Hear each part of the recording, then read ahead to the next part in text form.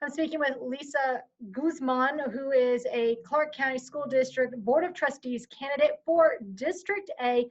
Lisa, thank you so much for joining me. For people who may not know, tell me a little bit about yourself and why you're running for this position. So it's a great question. So I am a fourth generation public education teacher. I taught English as a second language for about 10 years before I started working in public education advocacy. I currently work for the Nevada State Education Association. I'm the assistant executive director.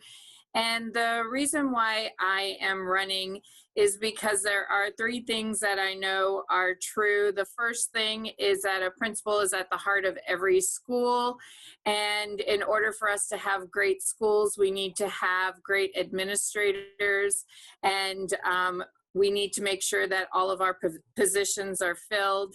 The second thing is the budget. I've taught how to read budgets before, and I really think that this is an important piece. Everyone's talking about the budget. Why is there so much education money going to schools, yet they're always asking for money? And I think that's really important. It goes along with communication. And the last thing is that I know that all students can learn. I'm an educator, and with the distance learning, it's been really difficult because kids learn in different ways, and I want to help the district make up the ground that they've lost. By working with NSEA, you've also been working very closely with support professionals. Do you feel you would be able to give them more of a voice? I think I would be able to give support professionals more of a voice, something that has been missing. You know, they have been ignored in a lot of the communications that come out.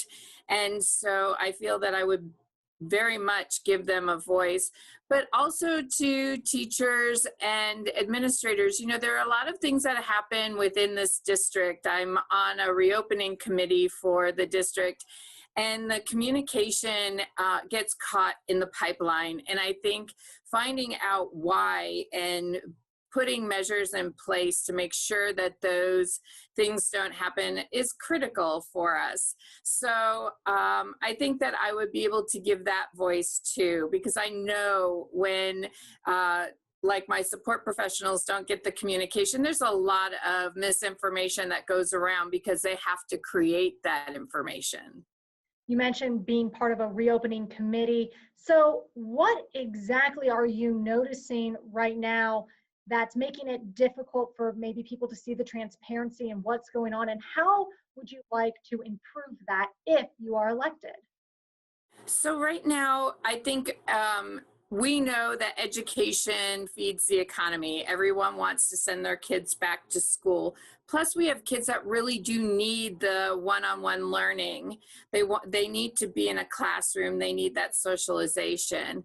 And the thing is that we also know that with COVID and how contagious it is, we have to consider that. Now, if you think about it, there's a lot of money that goes into collecting the proper protective stuff that needs to happen within the district in order for kids to go back to school. And although the district has CARES money and they think they have all the things in place so that kids will be safe, they aren't really sure.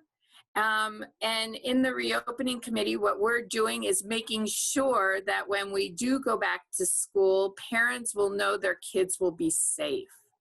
And that's really important because the educators are there for the kids. They're there because they love teaching kids. They love working with kids. They love driving the bus with kids on it.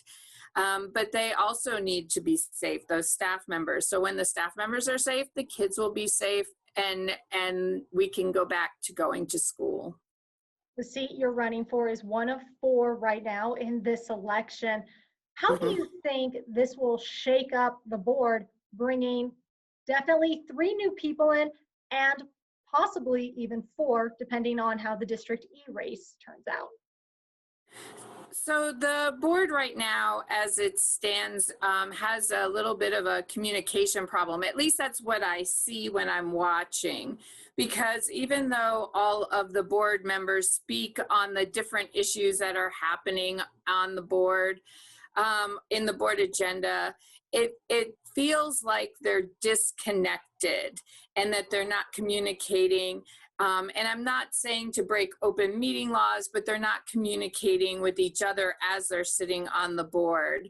And so I think the balanced governance training that they're all receiving will help with that. I truly am a believer in balanced governance.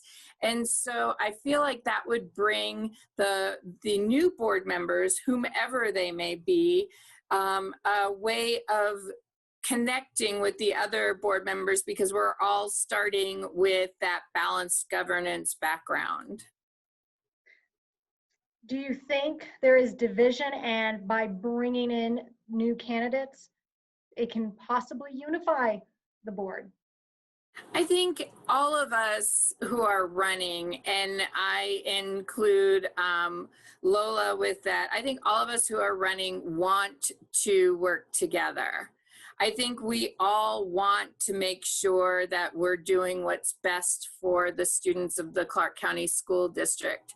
And I think that's where you start, wanting to get along, wanting to work with kids, wanting to work on the board. One of the great things, I was on a panel with the League of Women Voters, and there was a gentleman who sits on the Nevada State Board of Ed, Mark Newbern, and he said that it's really important that we remember why we're on the board, because a lot of people want to treat you special, but the reason why we're there is to make policy and to make sure that student achievement occurs.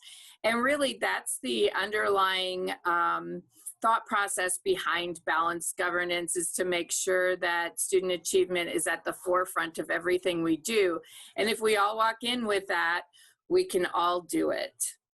If elected, will your position on the board be an issue in regards to your job with the union? No, and that's another question that comes up quite often for me. It won't, because even though I work with ESEA right now, my organization has put different safeguards in place so that if I'm elected, although ESEA will still be in my office, I won't be as closely working with them. I mostly work with the Northern Nevada locals anyway. I'm the UNISERV manager, and that's where most of our UNISERV directors are. So it should not be an issue. Is there anything else you would like to add about, if you're elected, your vision going into the board, especially now during distance education? We don't have a timeline on when students and teachers can go back to the classroom. So what you would want to do? So my hope when I get on the board is, the first thing is to make sure that the communication to the community on when we will be returning will go out. I think that I think the district has tried to do that by saying that it has to be lower than a 5% rate according to the Southern Nevada Health District. But I think putting together something that a parent can actually know, making sure that on every board agenda, that the first thing that we talk about is whether or not students can return to school. I watch the board meetings and I see that parents are very frustrated that the board is not talking about when their kid can go back to school and what they're doing to make sure that their kid can go back to school. I think that transparency and having it on every board agenda is what we need and is what the community needs. And just making sure that communication stops getting caught in the pipeline is also critical. I know that there's a culture of it, and I think it's time that we break that culture. All right. Well, thank you so much, Lisa, for taking the time to speak with me today. Thank you for having me. I really appreciate it.